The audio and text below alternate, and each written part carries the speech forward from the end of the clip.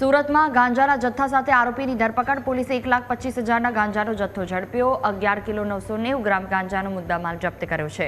દોડ ગ્વાલિયર એક્સપ્રેસ ટ્રેનમાંથી આરોપી ઝડપાયો। મુસાફર પર શંકા જતા પોલીસે પૂછપરછ કરી। આરોપી દીપક મૂળ ઓડિશાના ગંજામનો વતની છે।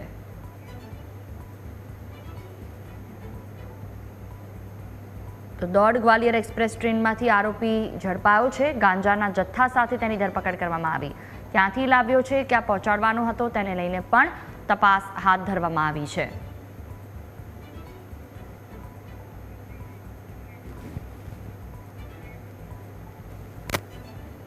મહત્વનું છે કે ડ્રગ્સની સાથે સાથે ગાંજાના જથ્થા જેની પર સતત હેરાફેરી થઈ રહી છે ને આ તમામની વચ્ચે જે લોકોનો ઉપયોગ કરવામાં આવી રહ્યો છે તેની તો ધરપકડ કરવામાં આવી છે, પણ તેની સાથે તેની ઉપર કોણ કેવી રીતે માલ પહોંચાડે છે તેને લઈને પણ તપાસ હાથ ધરવામાં આવી।